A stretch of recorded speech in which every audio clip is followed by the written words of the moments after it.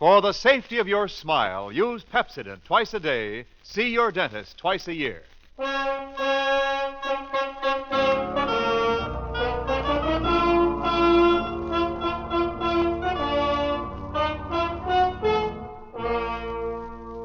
Lever Brothers Company presents the Pepsodent program, The Adventures of Philip Marlowe, starring Van Heflin.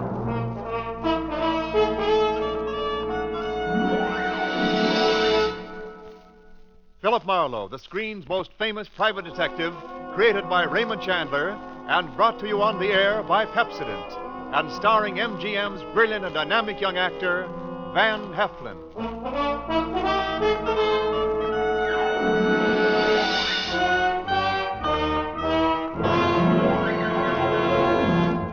Now, families all over America have named their favorite toothpaste.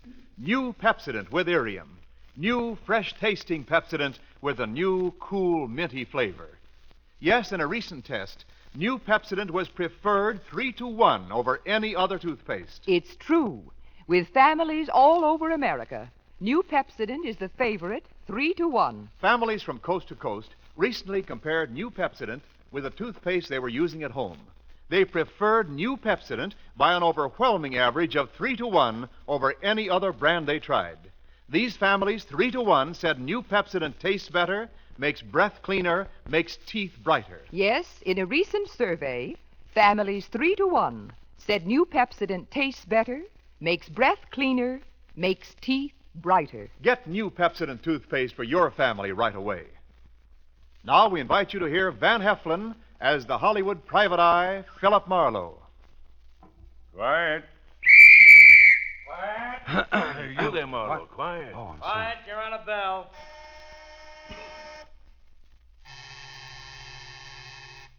All right. Roll 'em. Speed. Action. Oh, Robin, my dear, don't you remember me? For all that my hair is cut so short. Mary. Maid Mary. Your very own Maid Marian, Robin, dearest. Friar Tuck, Little John. Free Englishmen, archers all. It's Maid Marian. Cut. That's it. Print it.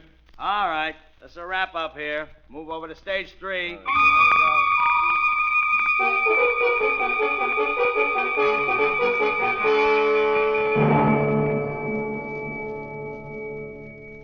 They were filming a new Technicolor version of Robin Hood over at the big studios on Santa Monica Boulevard, and I was there on salary, at the request of the director of the picture. Robin Hood and Maid Marian came off the set. Robin Hood was a magnificent sight in his Lincoln green and carrying that big English long bow and quiver of arrows. Maid Marian, in her slinkily cut medieval white gown, was something to make more than an arrow whistle. They spied me and walked over to me quickly. Mr. Philip Marlowe? Yeah, that's right. My name is Seward Spencer. Yeah, I know. This is my leading lady, Ginny Kane. Yeah, I know. How do you do, Mr. Marlowe? Yeah, how do you do, Miss Kane? Let's go over to stage 9 and talk, shall we, Marlowe? Talk. Every time I open my mouth on one of these sets, somebody hollers, quiet. Quiet! You see? Whatever happened to free speech in America? In Hollywood, anyway. Stage 9 isn't a set. It's a little cafe across the street on Santa Monica. Oh. We've a lot to talk about, Marlowe. Yeah, I know. Let's go.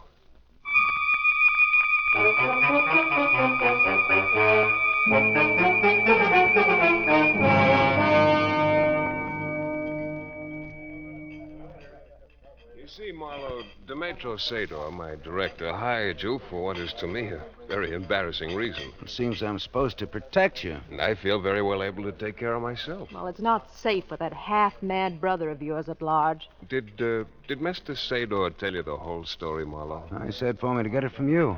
Well, it was my fault that we ever sent for Caxton. But he's my brother, and he looks like me, and he's an absolutely terrific archer. Seward here is much better looking, though. Seward is the bow, but Caxton is the bowman, huh? Well, they could have faked the scenes where I'm supposed to perform marvels of archery, but, well, we were all against that. Then I remembered my brother, a sporting goods salesman in Philadelphia, and a champion archer. And so you suggested that they send for Caxton to double for you in the shooting scenes, huh? Yes, in spite of the fact that Caxton hates the sight of me. Go on. I told Mr. Sador he could get the shots he needed with Caxton doubling for me. I'd go to my lodge at Big Bear during those 3 days. Caxton always resented Seward here because he made good and Caxton didn't. Now, let's see. There was something about Caxton leaving Hollywood, only not leaving Hollywood. What about that? Well, he never picked up the return ticket that the studio reserved for him at the airport. So you figure that Caxton's still in town, then, huh? Definitely. You think he'd pick a fight with you? He picked a fight with Freddie Cole. Who's Freddie Cole? A perfectly harmless makeup man on the lot. And all Freddie asked was for Caxton to wear brown contact lenses over his eyes so he'd look like Seward here for the medium close-ups. My brother has blue eyes, you see. And he wouldn't wear the brown contact lenses, huh? Well, he refused flatly. He said, let my big-shot brother wear blue contact lenses. What an unreasonable creature. I don't know. It sounds reasonable to me. You said that he fought with the makeup man, huh? Yes, but not for long. Freddie's half Caxton's size, but he knocked my brother kicking. Ooh. I suppose your brother swore to get him for that. How did you know? I don't know. Instinct. Philip Marlowe. Where is Oh, Philip Marlowe? Here, Mr. Sador, here. Oh, Mr. Marlowe, this is terrible. Simply terrible. They just found Fred Cole in Sherwood Forest. He's been shot. Shot? What? How? Who? I don't know who, but there's 2 feet of arrows sticking out of his back. You better show me where Fred is, Mr. Sador. Come on, let's go on the double.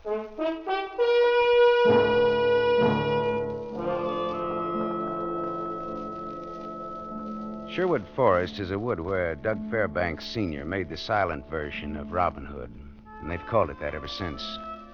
Freddie Cole was lying across the steps of the trailer that served as a field makeup room in Sherwood Forest. Mr. Sador's information was not correct. There were not 2 feet of arrows sticking out of Freddie's back. It was less than 18 inches. A bow of terrific power had done that job. Another trailer stood across the clearing from Freddie's body about 100 yards away. I walked through the clearing and knocked on the door.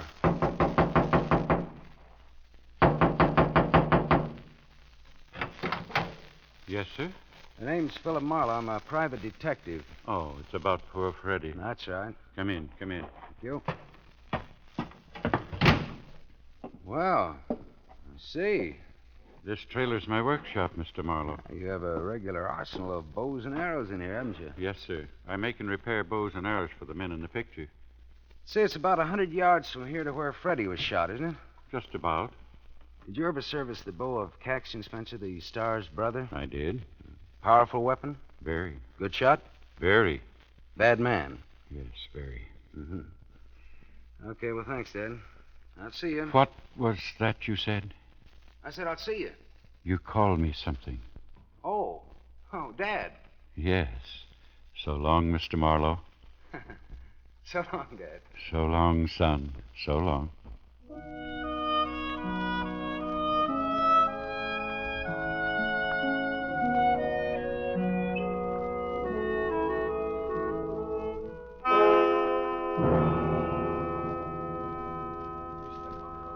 A murder on this lot is bad enough, but an unsolved murder is worse.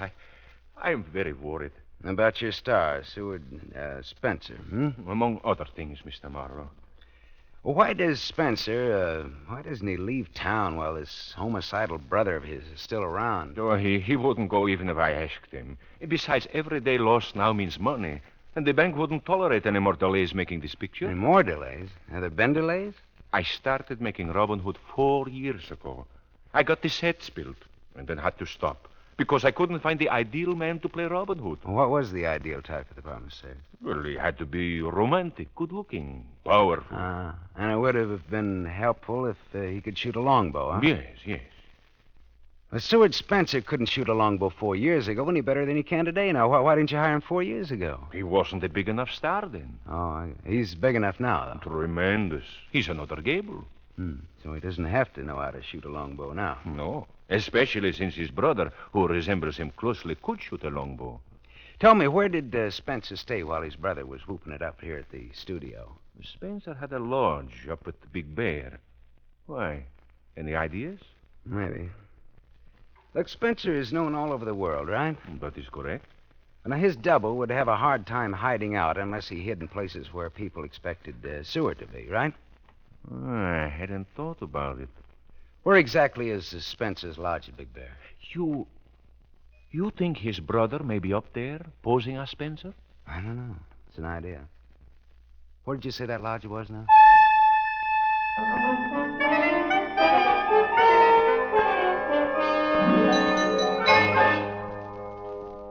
It was a peachy hunch, and I was proud of it. Proud. Only no one answered my knock when I got up to Spencer's lodge at Big Bear. Getting in without a key was relatively small punkins, but it didn't pay off until I opened a closet door under a staircase. A body didn't fall out, but something else fell out, and I grabbed it before it hit the floor. It was a beautiful example of the bowmaker's art, curved and recurved and polished like glass under the thin layer of dust. I looked closely at the maker's name because I was beginning to get an idea. And then the grandfather of all hornets zinged past my ear. A fraction of an inch from my cheek quivered the shaft of a wicked-looking arrow, its steel head almost buried in the solid oak paneling behind me. A man was standing in the open doorway. Now then, Mr. Marlowe. Hey, what's the idea? Make a move towards your gun, Marlowe, and I'll pin your hand to the wall. Caxton. Yes. Caxton Spencer, right? Yeah. He was a little taller than his celebrated brother. His cheeks were a little more sunken, and his eyes, unlike his brother's, were an icy, glassy, deadly blue. He shot that second arrow as fast as I could think. Believe it or not, that second arrow split the first one right down to the head. There was another thing about this lad that was different from Seward Spencer. He could shoot a longbow. Brother, could he shoot a longbow. Well, aren't you going to reach for your gun?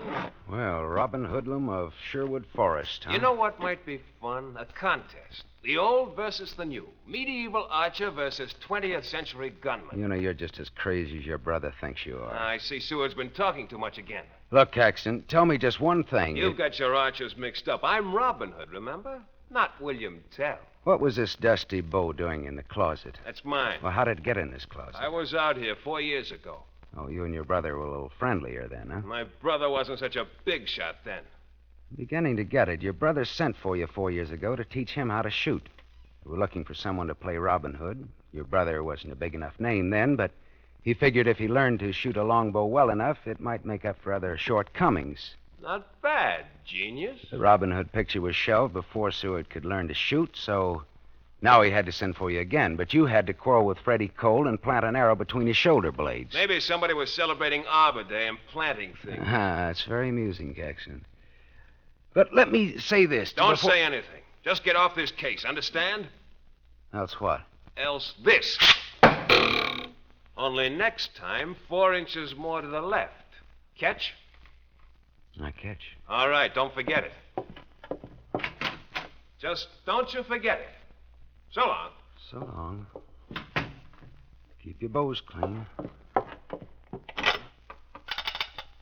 Hello, operator. Operator.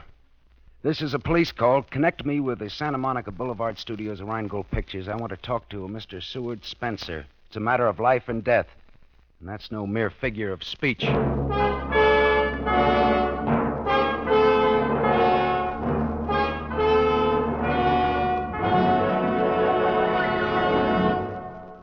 You are listening to The Adventures of Philip Marlowe, starring Van Heflin. Yes, families all over America have named their favorite toothpaste. New Pepsodent with invigorating Irium foam.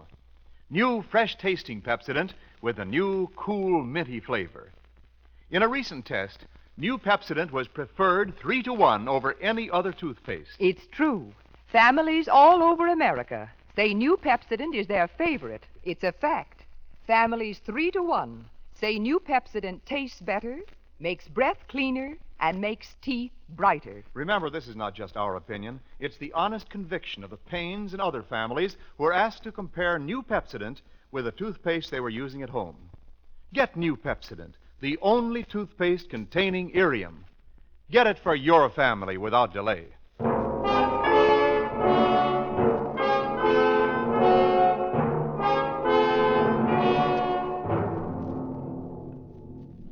We continue with The Adventures of Philip Marlowe, starring Van Heflin, who appears by arrangement with Metro-Goldwyn-Mayer. producers of The Romance of Rosie Ridge, starring Van Johnson.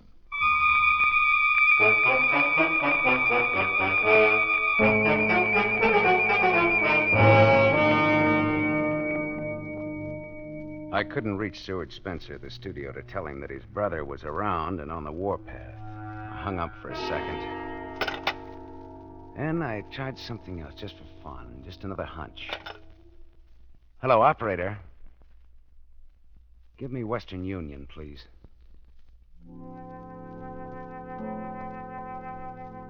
It was late afternoon, and therefore too late to telephone Philadelphia on account of the time difference. I sent my telegram and gave my apartment address back in Hollywood for the answer that I expected in the morning. Then I drove back to Hollywood. It was dark when I gave up trying to locate Seward Spencer, but a bright moon was climbing the sky by the time I got to the archery trailer on location in Sherwood Forest.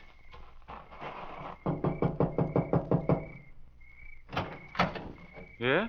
Hello, Dad. Oh, Mr. Marlowe. Come in, Philip. Come in. Thanks. Leave the door open for a breath of air. If you don't mind a late visitor. Mind? I'm crazy about it. It's mighty lonely, Philip. Yeah, it would out here in this wilderness. Yeah, it does any place for old people. Oh, can I offer you some hot coffee, son? Well, thanks, Dad. I'd appreciate it, but I'd rather have some information out of you. What is it, my boy? Tell me, is it possible for an expert archer to conceal the fact that he's deaf with a longbow? I think so. Well, can he conceal the fact that he can handle a bow at all?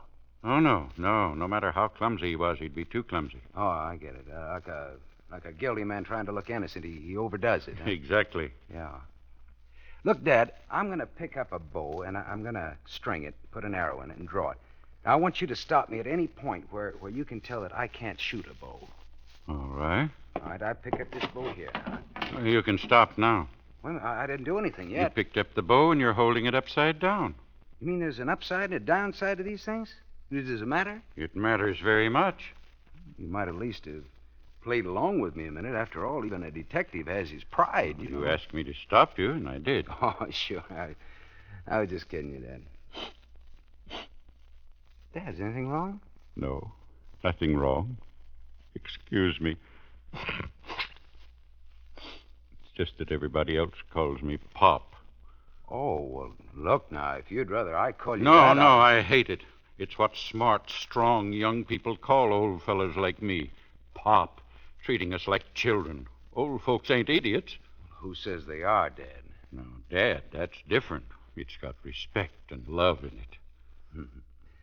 Well, that's what we keep on calling you. You see, I haven't any children. Not anymore. Oh? I had a daughter, but not anymore.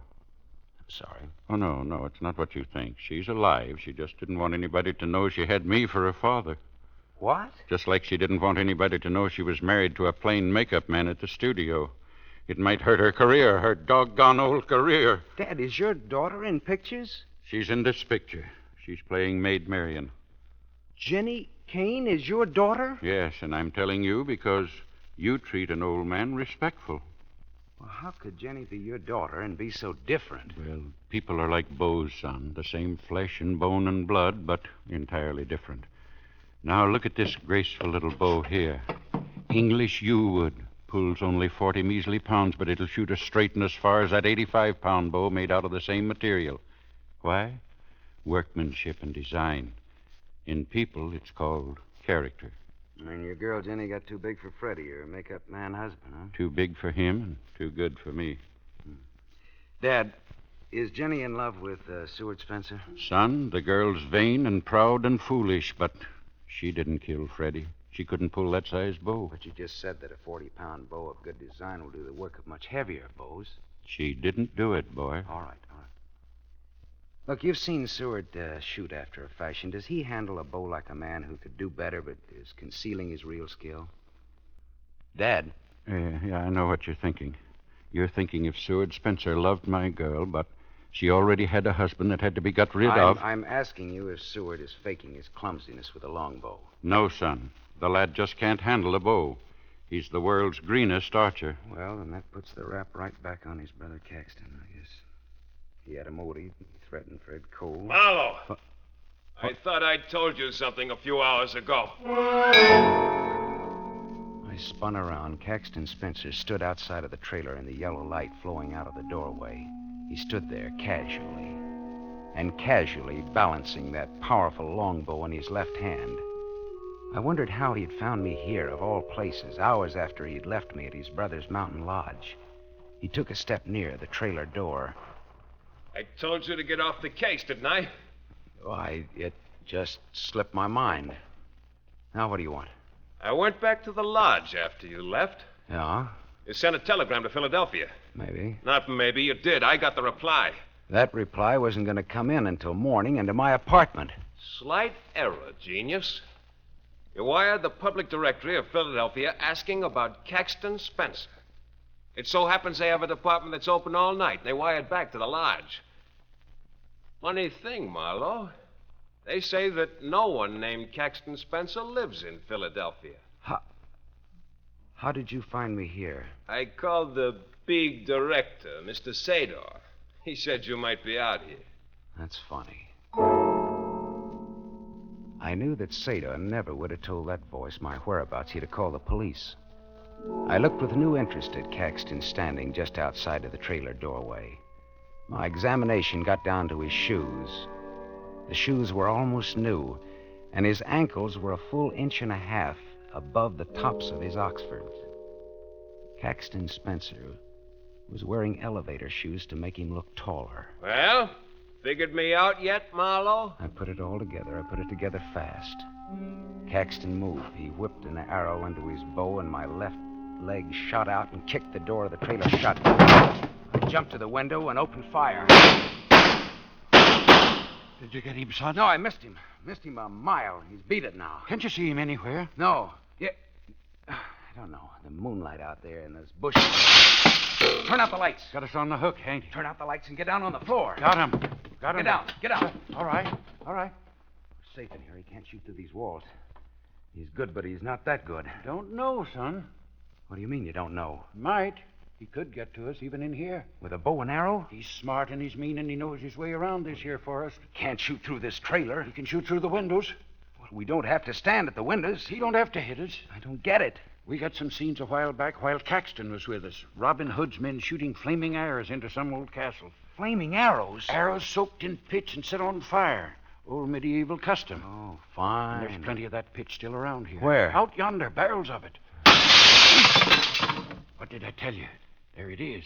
There's the first of your flaming arrows. Come on, let's put it out. He'll pick us off if we try that. Well, then let's get out of here. Yeah, let's just do that. Look, I'll go out first. You follow me and lose yourself someplace. You understand? Old folks ain't idiots. All right, follow me. Now keep low. Right after you, son. Keep low now. Yeah. All right, run for it.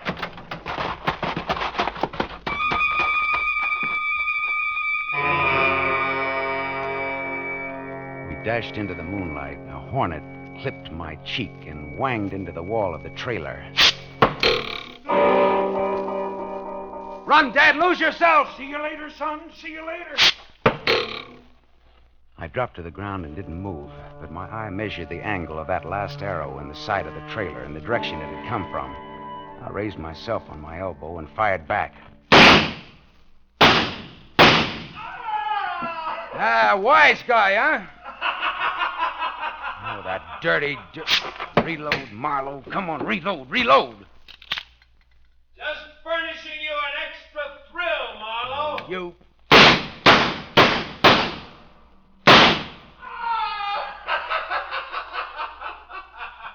Or is that one getting stale, Marlowe? 2 shots left. 2 shots.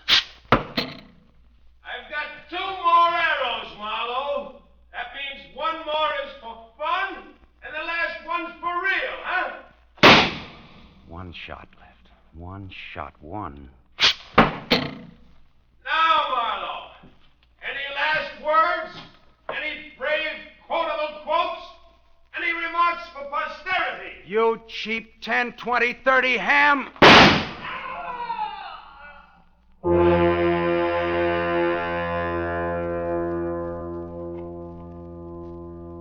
I waited for the laughter. The taunting, baked ham laughter. It didn't come. I waited with my empty gun clenched in my fist.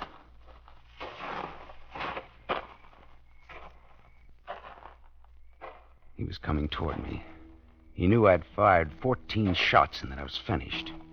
He could hit me from any distance. Why was he moving in on me? What was new? What was dirty with Caxton now? I jumped to my feet and drew back my arm to throw my gun at the first thing that walked out of those bushes ahead of me. Don't throw it, son. What? Hold it. Oh, Dad. You all right, son? Where's Caxton? Dead. I got him, then. With my last shot, I got him. Hate to disappoint a smart young lad like you, son. Oh, no, you said he's dead? I didn't say you killed him. What? He's got a 28-inch arrow in his chest. Looks good, too. How did you... When I followed you out of the trailer, I grabbed some arrows in that 40-pound bow. I've been hunting, son. And let me tell you, for what? There never was a Caxton Spencer. Do tell. Caxton Spencer fought against wearing brown contact lenses over his eyes for a very good reason. He was already wearing blue contact lenses. Seward Spencer never had a brother.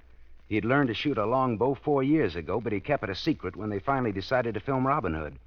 He had a better use for his skill with a bow. He was already planning Fred Cole's murder and invented a non-existent brother to pin the murder on. Clever, very clever. I knew it all the time. What? That's what. Well, then why did you tell me that Seward Spencer couldn't shoot? Seward Spencer corrupted my girl and turned her against her rightful husband and her daddy. I wanted to get him myself. And you did. Fair and square and in defense of an officer of law. That's right. Well, I see that flaming arrow trick fizzled. It went off. Oh, yeah, so it did. Like to step inside and have that coffee now, son? I sure would. Then come on. You know, like you said, Dad. Watch your step. Just like you told me. Old folks aren't fools. Not by a long shot, Dad.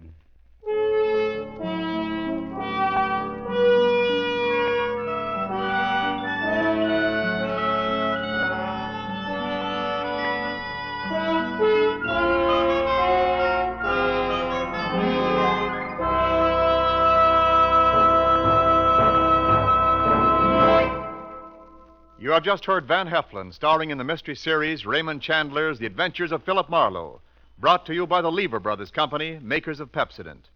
Van Heflin will return in just a moment. Men, here's an important announcement. News about a sensational hair tonic discovery. It's Trim Hair Tonic, made by Pepsodent. For the first time, science has created a hair tonic with pure virgin olive oil. There's no finer hair and scalp conditioner. Yes, because it contains pure virgin olive oil, Trim Hair Tonic conditions your scalp as it grooms your hair. Get new Trim Hair Tonic during the big 1-cent introductory sale at toilet goods counters now. 2 60-cent bottles, $1.20 value, only 61 cents. Ask for Trim Hair Tonic with olive oil.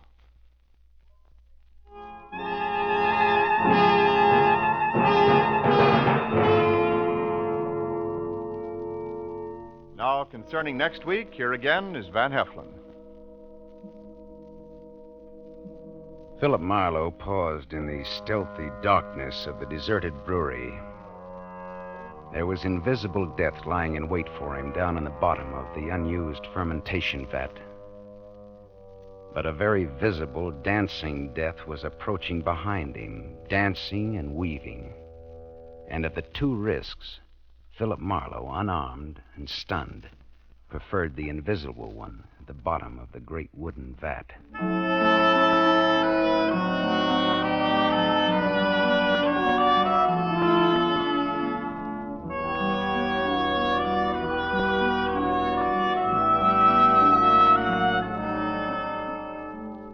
Tonight's story was written by Milton Geiger, based on the famous character and modern detective fiction, Philip Marlowe, created by Raymond Chandler.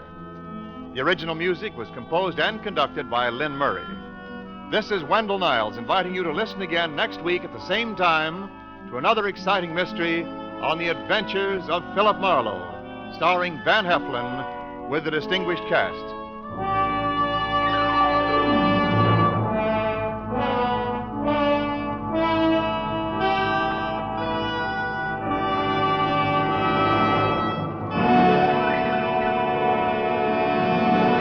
This is NBC, the national broadcasting company.